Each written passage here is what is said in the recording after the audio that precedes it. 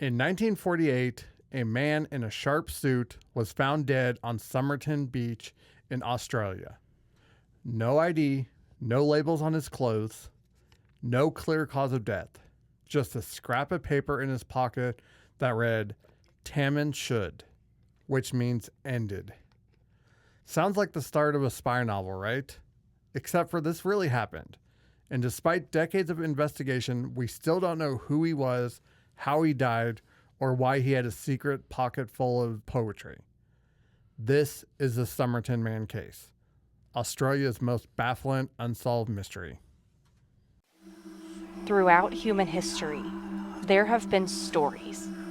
Stories that chill us to the bone, leaving us questioning the world around us, and remind us that truth is often stranger than fiction. These tales echo through time, whispers of unexplained disappearances, restless spirits, and crimes so baffling they defy logic.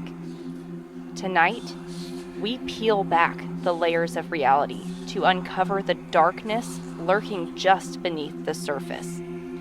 Was it fate, chance, or something far more sinister?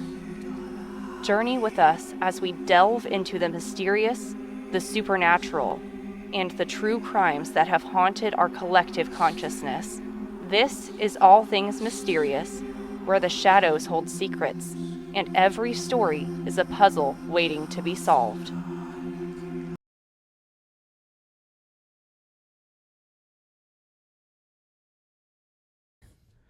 Let's set the scene. It's the morning of December 1st, 1948, on Somerton Beach, just south of Adelaide, Australia. The air is cool, the ocean calm. A man walking his dog notices something unusual on the sand. No, not a bottle with the genie or an early morning surfer. It's a man, dressed in a crisp suit and polished shoes, slumped against a low seawall like he's taking a nap. Except he's not breathing. Police arrive and confirm the obvious. He's dead. But what isn't obvious is who he is, why he's there, and what happened. He had no identification. Every label had been carefully cut from his clothing. No wallet, no hat, not even a name stitched into his tie. And this isn't a guy who looked down on his luck. He was dressed like he was heading to a business meeting or a date at a jazz club. Not like someone about to die alone on a beach. There's no sign of injury, no blood, no struggle. It looked weirdly like he had just turned off. A small suitcase was eventually found at a nearby train station. Believed to be his, inside were neatly folded clothes, a screwdriver, some thread, and a stencil kit. Still no ID, still no answers. But then things got weirder. During a second search of his clothes, police found a tiny hidden pocket sewn into his pants. Inside it, a tightly rolled piece of paper bearing just two words, Tamám Shud. Now, unless you're fluent in Persian poetry or have a very specific trivia night hobby, that probably means nothing. But it translates roughly to ended or finished. It's the final line of the Rubaiyat of Omar Khayyam, a 12th century poem that became strangely popular among mid-century romantics, and apparently mysterious dead men on beaches. Suddenly, this wasn't just a strange death. It was a message. Maybe a suicide note, maybe a calling card, maybe a clue. Now imagine that you're the police detective on this case. You've got a dead man with no name, a quote from a Persian poem, no signs of trauma, poison, or disease, and as a cherry on top, a perfectly tied tie on a man found in the sand. And it only gets stranger from here, because the book that the scrap of paper was torn from eventually surfaces, containing a phone number, a hidden code, and a mysterious woman who definitely knows more than she says. This is the Somerton Beach Man case. It's not just one of Australia's greatest unsolved mysteries, it's one of the world's most intriguing cold cases. Equal parts detective story, spy novel, and philosophical riddle. And today we're diving into all of it. The facts, the forensic, the theories, and the questions that still haunt this case over 70 years later. Let's begin. So this guy basically has nothing aside from just the clothes on his back. Yeah. And, I don't know, poetry. Yeah, I mean, all he had was they found it rolled up into a secret pocket sewn into his pants. The suitcase they found was at a train station that they found a few days later or a few weeks later. I'm not sure the time frame. But I guess they surmised that because they had the same, clothes with no labels on them, which apparently back then was very common for clothes to actually have labels in them, especially like fancy clothes. They actually would have your name sewn into the collar or, where the label goes. That does make sense because I guess I've seen, like, in vintage clothes, not that I've seen a whole lot of them, but I've seen just a very few items with, like, name tags, literal name tags. Yeah. Which is interesting, but it would make sense because you didn't have all that many back then. I think part of the reason was because dry cleaning obviously was way, way more popular back then. And it just made sense if, bringing it to a dry cleaner to have your name on it so, it doesn't get lost or you make sure that you get the right clothes back. So it makes sense, but it's weird that he had cut all the names out of every piece of clothing that he had. And then this poetry that he had from this book, which we'll get into more of it here in a minute, but where they found it was kind of weird. The whole thing is just really weird. Like, it doesn't make sense. It does seem weird, and it's funny you say that it sounds like it's out of a spy novel because it really does feel like it's out of some sort of spy novel. Oh, yeah, and it definitely gets more of that here in a minute. Like, we'll get into it, but yeah, one of the suspects, if you want to call her, definitely most likely was a spy or possibly a spy, and that's according to her daughter. So it's very much a weird story all around. It's a really good one, though. There's people now, which we'll get into the theories later, but there is somebody that thinks that it is sort of solved. At least they think they know the identity of the man. But that still doesn't really tell us anything about how he died, why he had the secret pocket. No, I mean, there's still so much mystery surrounding this because you still don't know anything. Yeah. Even if we know who this guy is, that still doesn't explain really anything. So, I mean, and this is probably one of those cases where even if you get an identity, it's not going to help you at all. But let's get into more about the discovery of the body. It all started early in the morning on December 1st, 1948 on Somerton Beach. Just a short drive from downtown Adelaide. A local man out for a walk with his horse. Just kidding. It was a greyhound. This isn't a Wild West story. Noticed something odd by the seawall. It was a man, sitting upright, legs stretched out, back propped against the wall. From a distance, he looked like he might just be sleeping off a wild night. His shoes were shiny, his suit was neat, no signs of sand on his clothes or panic in his posture. But the dog walker noticed something wasn't right. The man wasn't moving, his chest wasn't rising, and when the police arrived, they confirmed what was already clear. The man was dead, and had been for several hours. Here's where things start to get weird. This mystery man had no identification, no wallet, no driver's license, nothing that could even suggest a name. All the labels had been carefully snipped out of his clothing as if someone didn't want him to be recognized. Or maybe he just had a grudge against brand names. Even stranger, his outfit was nice. Too nice. He wore a white shirt, brown trousers, a knitted pullover, a tie, and a double-breasted coat. He was clean-shaven and well-groomed. This wasn't someone who had fallen on hard times. He looked like a traveling salesman on a lunch break, or a spy, depending on how much popcorn you've had. There were some small personal effects in his pockets. A half-empty pack of juicy fruit gum, flavor choice, solid. A used bus ticket from the city. An unused train ticket. Some matches. A comb. And a pack of Army Club cigarettes. Though, oddly, the cigarettes inside were a different brand, Cansitas. Either he was really into cigarette mixology or something more deliberate was going on. An autopsy was conducted. The medical examiner found no visible signs of violence, but the man's spleen was about 3 times its normal size. His stomach was full of blood, and several organs showed signs of congestion. That usually means poison. But here's the twist. No poison was found in his system. None. Not even a trace. And this was 1948, before Google and YouTube tutorials, so finding something truly untraceable wasn't exactly easy. So to sum it up, dead man, no ID, no labels, no clear cause of death, dressed like a Bond villain on vacation. Oh, and I almost forgot. No one recognized him. His photo was circulated across Australia. Police checked missing persons, hospitals, military records. No match. No one came forward. Not even his teeth helped. He had a distinct dental feature. His lateral incisors were missing, and his canines had grown next to his front teeth, giving him an unusually sharp, fang-like grin.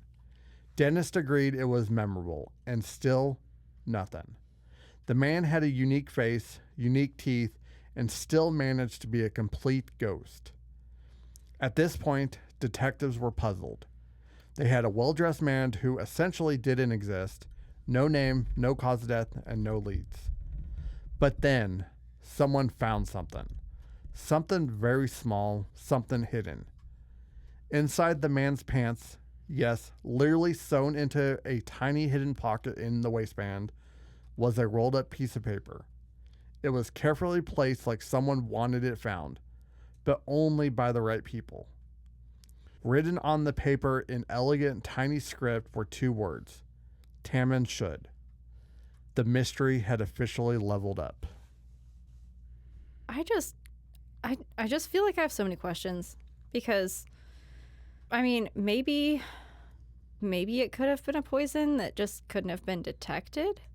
Yeah, but I mean, like, it 1948, so obviously there is poisons that could be detected, but who would really have access to something like that? A spy, because clearly, probably a spy, in my opinion. Yeah. I don't know. This screams spy to me. Yeah, exactly. And that's what's so weird about this case. Like, every clue, everything just screams that it's spy related. And, like, his teeth. Mm-hmm. Clearly, maybe his dental records were all hidden away because he's a spy. Yeah. I mean, the fact that he's got distinctive dental records, he had a distinctive face, somebody should recognize him. But nobody does, or at least nobody that's coming forward. And that's the weird part. You would think somebody would be like, hey, I know that guy. And it wasn't, they literally sent his picture around like all of Australia. So if somebody knew him, you'd think they would come forward. Because he's a spy. Exactly, which that's kind of why I don't. Well, we'll talk about it later, but when we get into the theories, you'll kind of understand why I have a problem with who they think this guy actually is. Because just everything that we've got so far is, spy related. So, I mean, everything just on the nose is hitting spy for me. It's just nothing else is making a whole lot of sense. I mean, who else even has a secret pocket in your pants? I mean, I want one, but I don't have one.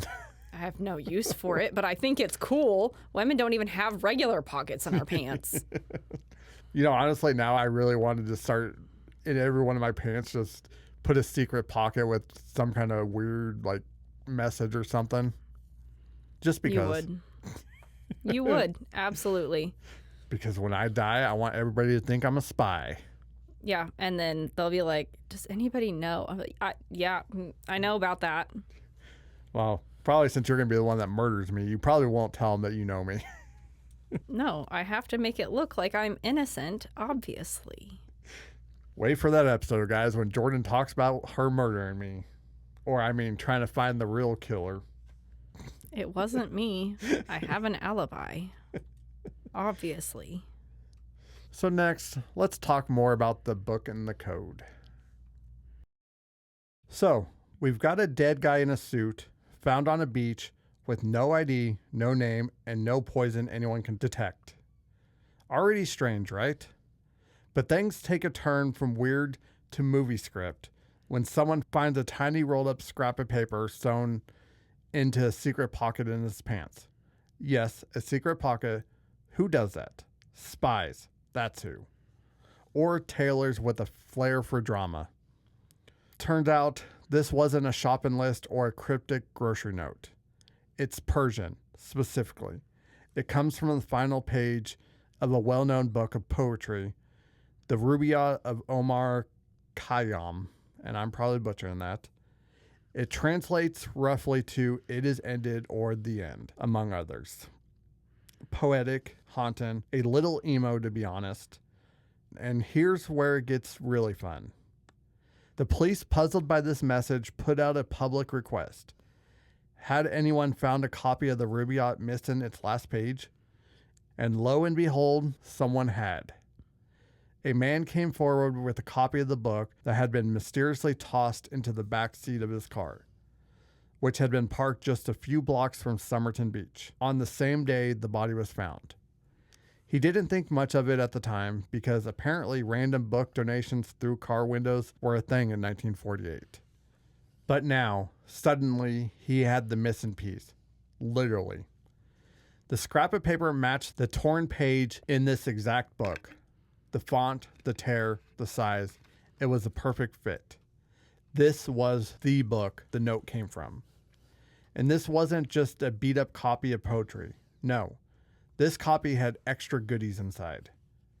Tucked into the back of the book was 1. A local phone number, 2. A strange handwritten code, 5 lines of capital letters with no clear meaning, 3. And a whole new layer of mystery. Let's start with the phone number. It led police to a woman named Jessica Thomson, a nurse who lived near Somerton Beach. When police visited her and showed her the plaster cast of the dead man's face, she nearly fainted. Not metaphorically, literally. She was visibly shaken and refused to talk publicly about it ever again. Suspicious? You could say that. But when asked if she knew him, she denied it completely. But hold on to that name, Jessica. We'll come back to her. Now the code. Here's what was scribbled on the book's inside cover.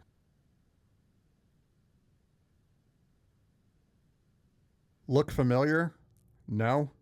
Good. Because no one else can crack it either. Cryptographers from the Navy, math professors, code enthusiasts, everyone's tried. Nothing has stuck. Some people think it's an acronym where each letter stands for a word. Others think it's a cipher. A few insist it's the result of a very bored poet with a pencil and insomnia. The spacing, the repeated patterns, and the presence of double letters make it seem deliberate. But without a key or more context, we're stuck. It's like finding a padlock in the desert and having no idea where the door is. To recap, the man had a secret poem fragment in his pants. The book it came from magically appeared in someone's car. It had a mysterious woman's number and an unbreakable code inside. It's as if this case wants to be a Cold War spy thriller. And guess what? That's exactly what some people started thinking it was. But before we dive into espionage and conspiracy, we need to talk more about Jessica Thomson and her son. Because if the Somerton man's identity is the biggest question of this case, Jessica might be the person who knew the answer all along. Yeah, so very weird already. It's definitely, the more you learn, I think the more it kind of screams spy novel. It really honestly doesn't even seem real. Yeah, it does sound like almost fabricated, like somebody wanted it to seem like this, but at the same time, like, it's just too weird. No, and like instantly the second that we said that Jessica had a reaction and then didn't say anything, I'm like, she knows.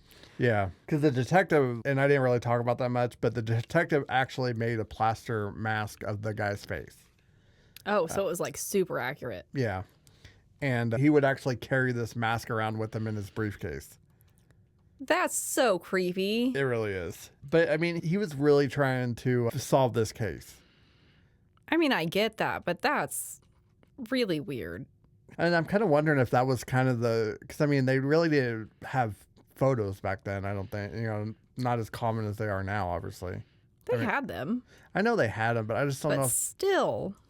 I don't know if they were as common as they were now, So I'm kind of curious what they actually used. Like if they were trying to, did they just use sketches of people or, I mean, this guy actually used plaster mask apparently. I don't know. But that is really, really weird, in my opinion. But clearly she has to know more. Yeah, she really does. There's really nothing. I'm convinced that she definitely knows more than what she's telling. I don't think there's any way we can say that she doesn't at this point. And FYI, I know it sounds like I'm repeating a lot because I am, but I'm just trying something new this week. So this is kind of a new thing. Trying to keep it lighter and a little bit better. I like it. Yeah, I think it'll come together nicely. If not, it's Jordan's fault. It's all my fault. It's fine. Let's talk more about Jessica Thomson, or AKA Justin, as she signed her name in some records, because apparently mystery loves aliases. She was a nurse living just a short walk from where the Somerton Man was found. When police followed the phone number found in the Rubaiyat, it led directly to her home. Cue the detective knocking politely on her door with a plaster cast of a dead guy's head and a lot of questions. According to police records, when Jessica saw the man's face, she nearly collapsed. She was described as being visibly shocked, pale, and almost fainting, which, for someone who claimed not to recognize him, is a little suspicious. I mean, most of us don't get that way when looking at a stranger's bust. When asked if she knew him, she denied everything flat out. Nope, never seen him.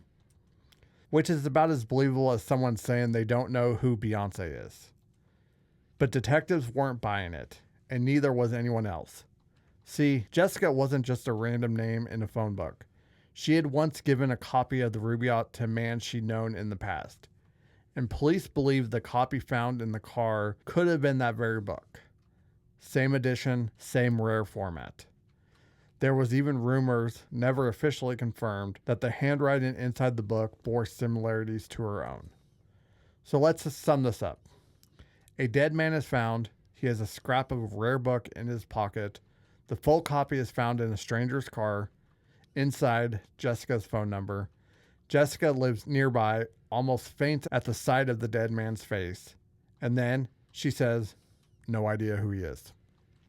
If she didn't know him, the universe was working overtime to convince us otherwise.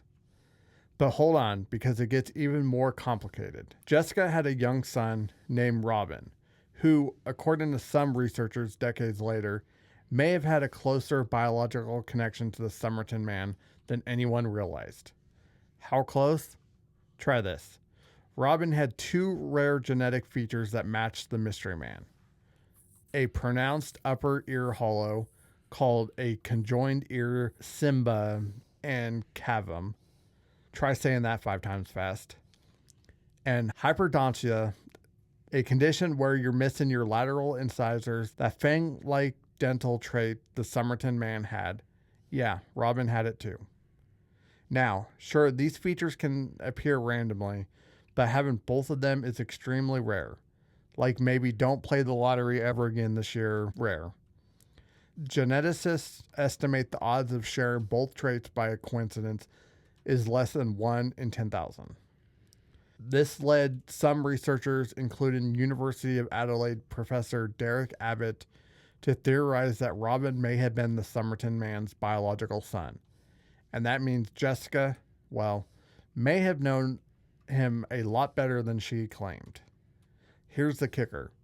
Robin later became a professional ballet dancer with the Australian Ballet, a talented, disciplined career, just like, say, someone who might have inherited traits from a military man or, a trained foreign agent. Okay, now we're getting ahead of ourselves. Jessica never publicly addressed her connection again. She died in 2007, taking whatever she knew to the grave. And her family? Mixed reactions. Some say she told them nothing. Others believe she might have been protecting someone. The truth, we still don't know. But Jessica Thomson remains one of the most enigmatic figures in this case, possibly the key to unlocking the mystery, or possibly just another locked door. Up next, we dive into the theories, and trust me, there's no shortage. Was he a Cold War spy, a jilted lover, a man with a poetic death wish, or someone far more ordinary with an extraordinary ending? I still believe he's a spy, just right off the bat. Yeah, I mean, nothing really, to me, says that he's not a spy. Everything points to him being a spy, which is kind of funny because I think this is the one case where, you can't really say, maybe he's something else, maybe it was just coincidence. No, but in this one, it's like it feels glaringly obvious, which I think is kind of funny because in so many other cases, it's like everyone's like, he's a spy. And we're like, or there's all these other things that could be going on. This one's like, no, he's a spy. Yeah. For sure, he's a spy. 100%. There's no question, honestly. I think there's just too many things pointing to him to be a spy that you just can't really get past. And then there's some rumors that Jessica might have been a spy too. Well, and what makes me especially think about this is if that was in fact his son, her reluctance to speak. Because she's probably not, in my opinion, a trained spy. But she probably was spoken about well enough to, not say a freaking word. No. So she's over here like, oh, I can't say anything, so I can't know him. But she's going to be broken up about it, about losing, at the very least, the father of her child. But then I can't say anything about it, and I can't know him. Yeah, and that's the other thing, because I know, her daughter specifically thought that she was a spy because she spoke Russian, which during the Cold War was, an odd thing. But I don't think she's a spy just based on her reaction, because I think if she was a spy, unless they kind of caught her, maybe she didn't know that he was actually dead and it kind of caught her off guard. That's the only way that could make sense to me. But I think the fact that she's a nurse, I mean, if he was poisoned, she definitely would have access to, some stuff that may not show up and may poison him. But I don't know. I mean, I think definitely, he's a spy. And she definitely knows him in some aspect. I mean, obviously, if it's true that they had a kid together, I mean, she definitely knows him. I think so. I think that makes the most logical sense. And the ear thing, okay, cool, whatever. But the teeth? Yeah, and the fact that he has both of them, the same as the Somerton Man. All right, let's put on our trench coats, grab our magnifying glasses, and step into the shadows. Because when it comes to the Somerton Beach Man case, no theory has drawn more attention, or Cold War flair, than espionage. The idea that the Somerton Man was a spy isn't just internet-fueled speculation. It's actually one of the oldest theories in the case, dating back to the 1940s, when people still called James Bond that guy in the book. And to be fair, the evidence kind of leans in that direction, depending on how much tinfoil you like in your hat. Let's break it down. First, his entire existence screams covert operator.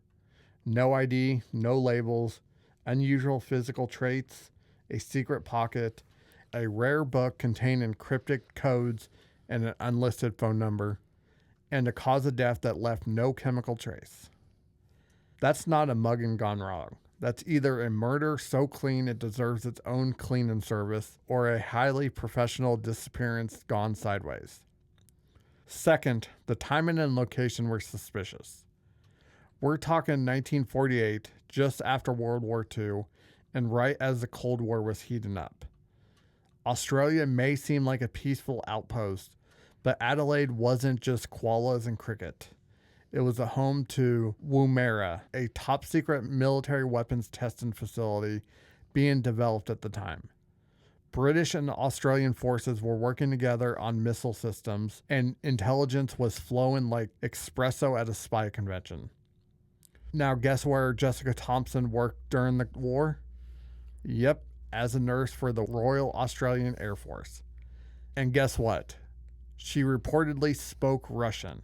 Not fluently, maybe, but enough to raise eyebrows and MI6 pulses. Coincidence? Maybe. But you're starting to see how all these puzzle pieces have sharp little edges. Third, let's talk about the code. That series of capital letters found in the Rubaiyat, people have tried to crack it for decades. Some believe it was a one-time pad cipher, a method of encryption that's virtually unbreakable without the original key, the kind spies would have used to communicate without leaving obvious traits. The lack of success in decoding the message actually supports the spy theory. If it were gibberish, it would have been dismissed long ago. But experts believe the pattern shows structure. It just needs the right key. Fourth, the method of death. Remember, no visible wounds, no signs of a struggle, just a body that stopped working. Some speculate the man may have been poisoned by digitalis or strophafathin, both of which can cause cardiac arrest without leaving chemical traces detectable by 1940s toxicology. And guess who would have had access to obscure poisons like that? That's right, spies. Or pharmacists with attitude problems, but most people are pointing fingers at spies. Fifth, the behavior of authorities. From early on, the case was treated oddly.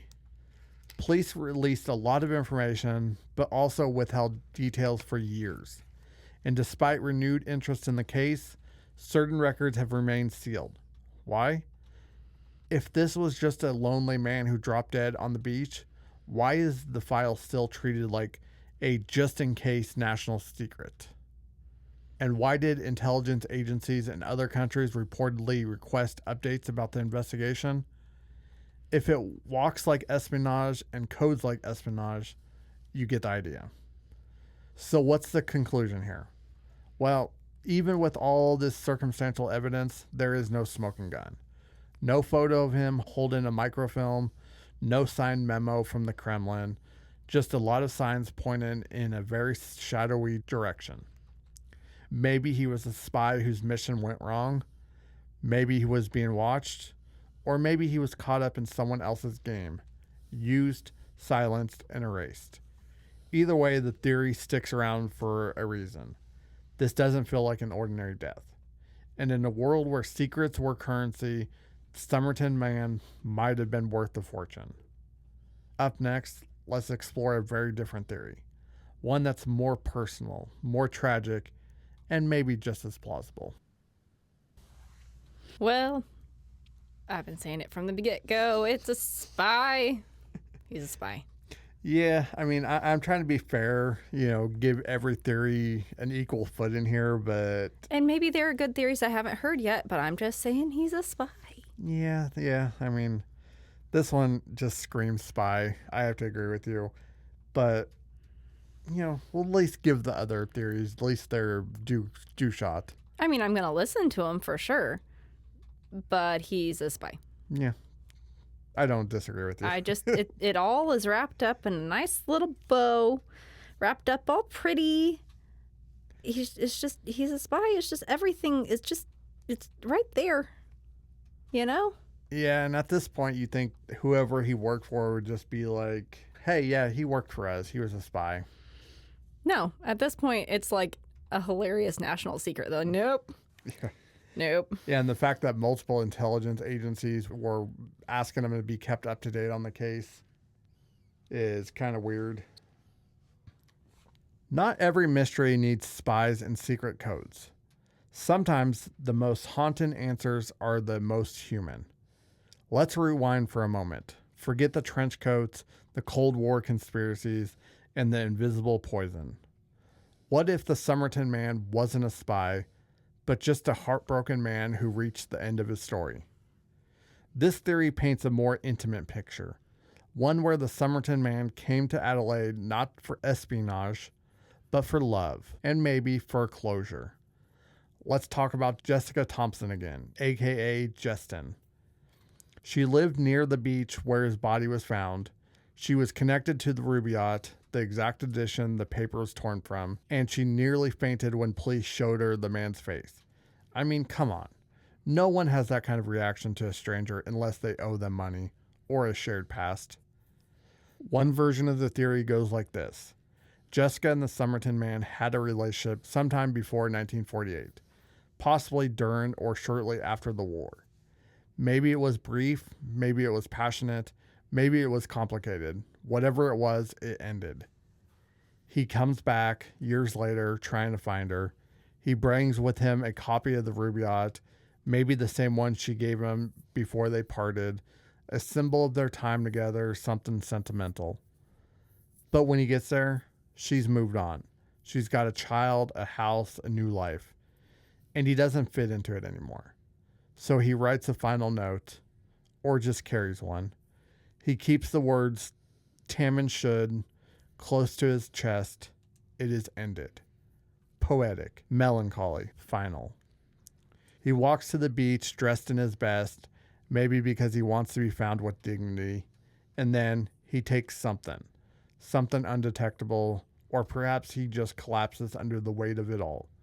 There's no code to crack here, no espionage, just heartbreak. It would explain Jessica's reaction. It would explain the Rubaiyat. It would explain the tragic, composed way he was found. Like a man who had made peace with something no one else could understand. And the son, Robin? If this theory holds, Robin may have been his child. A son he never got to claim, a life he never got to live. But here's where it gets tricky. Jessica never admitted to knowing the man, not once, not even after she passed. Her family, at least publicly, didn't speak of him either. Was she protecting herself, her son? Was she ashamed or afraid? Or did she truly believe that some things are better left unsaid? And that's what makes this theory so compelling. It's possible, very possible, maybe even likely, but it's built on silence. And silence, as we know, is hard to prove. Still, in a case filled with cryptic clues and secret codes, this is perhaps the most quietly devastating theory of all. That the Somerton Beach Man case isn't about spies or assassins, but about a man who died not because of secrets, but because of something simple and universal, a broken heart. I mean, it could be. It could. I mean, it almost fits everything, but there's still just too much that I think it doesn't explain. And it's just not as pretty. No, and it doesn't make me all excited. But I mean, like the fact that he's a spy. I just feel like it checks all the boxes. It really does. And that's the weird part is, I mean, technically both these theories can be true at the same time. And that's kind of what I was actually thinking. I was like, what if they're both true? Yeah, I mean, ultimately, neither theory excludes the other, which is kind of really weird when you really think about a case like this where, you know, usually it's one theory or the other. But in this case, you know, both could be true. And not only that, but the next theory that we're going to get into here in a minute. Can add on top of it? Yeah.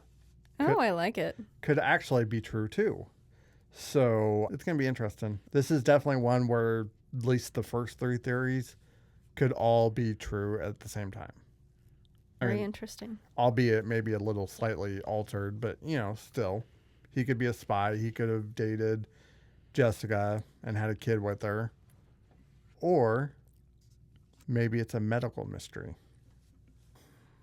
So far, we've gone full Bond with espionage and full heartbreak with unequated love. But let's ground things for a minute.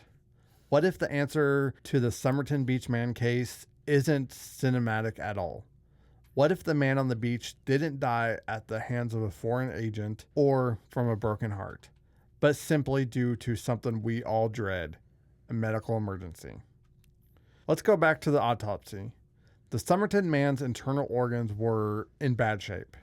His spleen was 3 times its normal size, his liver was swollen, his stomach was full of blood, suggesting a massive internal hemorrhage. But there was no sign of trauma, no broken bones, and most famously, no trace of poison. Now, back in 1948, toxicology was more, let's say, analog than today. Some poisons, especially those derived from plants, wouldn't have shown up in a basic test. But even then, doctors couldn't agree on whether he had been poisoned at all. So what else could cause sudden death, internal bleeding, and 0 external damage? Some experts point to natural causes: a burst ulcer, gastrointestinal bleeding, or even a rare condition like amyloidosis, which can affect organs and mimic poisoning symptoms. Others mention congestive heart failure, made worse by stress or environmental conditions. After all, he was found outside in the cool night air. Maybe he simply collapsed from an undiagnosed issue and no one saw it happen. It's also worth noting the man had no known medical history because, well, we had no known identity. He could have been battling something for years and no one would have ever known. Now, skeptics of this theory argue it feels too ordinary, too unmysterious for a case wrapped in codes and poetry and possible secret love children. But real life isn't always as glamorous as we want it to be. Sometimes people die unexpectedly. Sometimes the mystery isn't the cause, it's everything surrounding it. Think about it. No ID. Maybe he'd fallen on hard times or was running from something personal. No labels. He could have removed them himself. Some people with mental health issues or paranoia do that.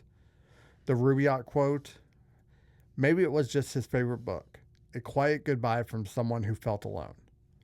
One theory suggests he had no idea he was dying, that he sat down on the beach to rest, maybe after being rejected or lost, and his body simply gave out. No drama, no cloak and dagger, just the fragile line between life and death catching up with him. And remember that strange mix of items in his pockets? The mismatched cigarettes, the train ticket he never used, the juicy fruit gum. It could all paint a picture of someone wandering. Not a mission, not a murder, just a man without a destination. This theory may not be flashy, but it's deeply human. The tragedy isn't that he was silenced, it's that no one was there when he needed help. Of course, that still doesn't explain the hidden pocket or the uncrackable code, or why Jessica Thomson reacted like she'd seen a ghost.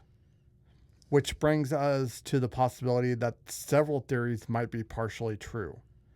A medical event brought on by heartbreak, covered up, maybe to preserve someone else's privacy. Not everything has to be one neat answer. Sometimes the truth is messier, made of overlapping stories, not singular endings. And as we near the final parts of the mystery, it's time to ask, what if we already have the answers, just not in the order we need? Honestly, that's not too far of a stretch. It's really not. I mean, we've done a literal medical mysteries episode before on just things that are crazy. I mean, I have a neurological disorder and my brain thinks that it has a tumor and I don't, but it creates symptoms of having a tumor. And I've got all sorts of weird symptoms that go on. Looking at me, you'd never have a freaking clue. I look, to the most part, perfectly normal. Maybe a little weird, but perfectly normal. As I say, I don't think anybody would ever describe you as normal. Physically, perfectly normal. My personality is super weird. We're aware. But, you don't know what's going on in somebody's personal life for the most part. Maybe he didn't know. Yeah. I know a lot of people that don't know that they're in really bad health until it's really, really bad. No, I mean, and that's just it though. Like, that's why honestly, like, I think all three of these theories could be at least partially true.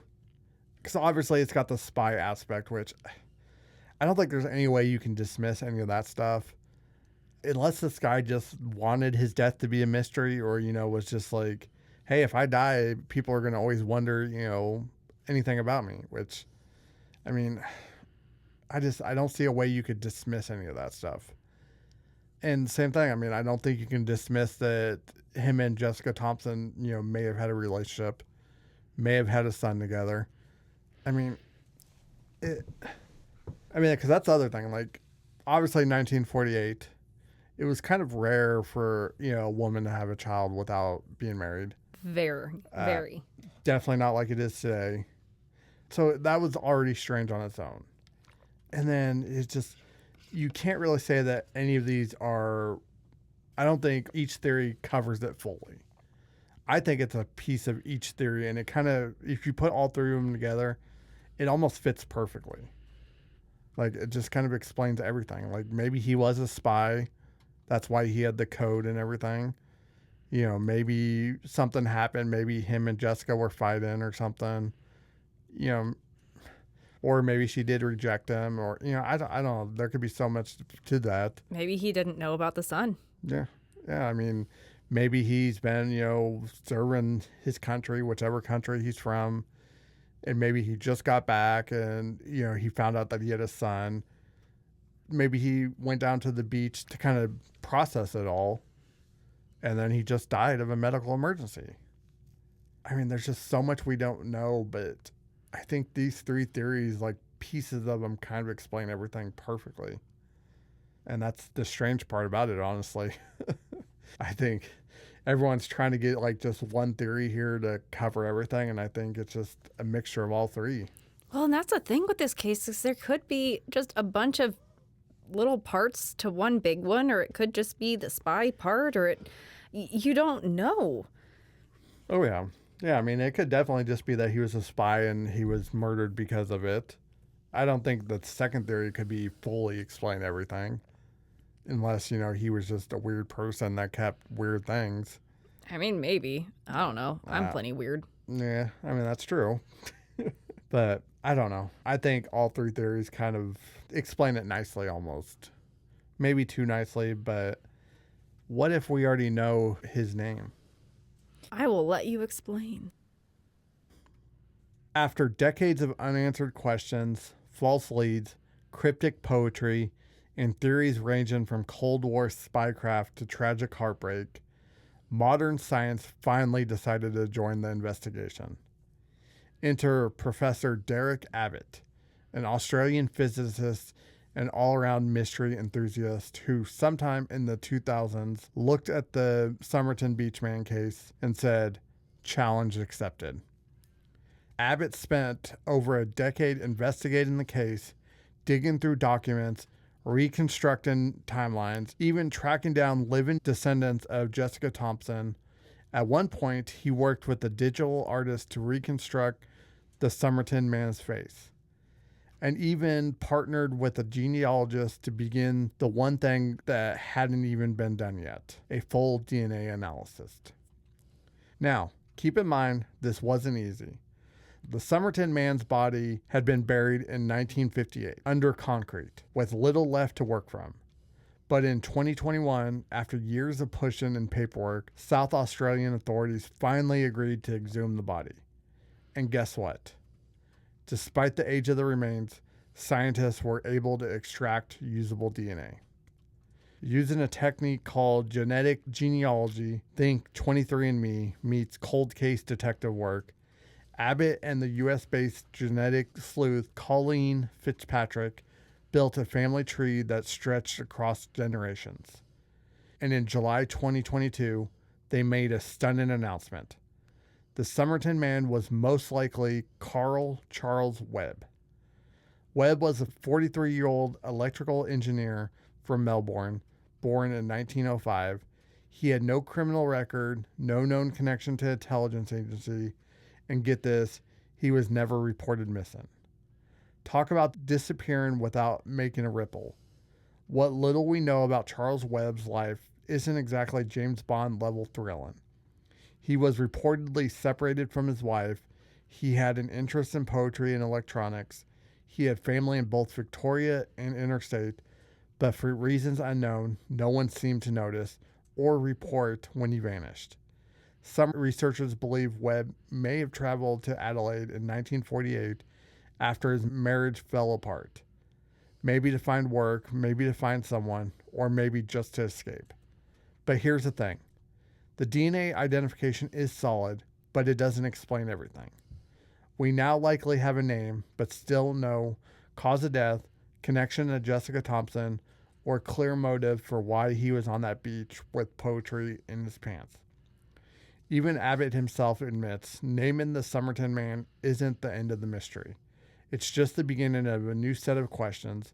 And yes, in case you're wondering, Abbott actually married Jessica Thomson's granddaughter, Rachel Egan, after connecting through the investigation. Because nothing says romance like a 70-year-old unsolved death. So now we have a face, a name, a backstory, sort of.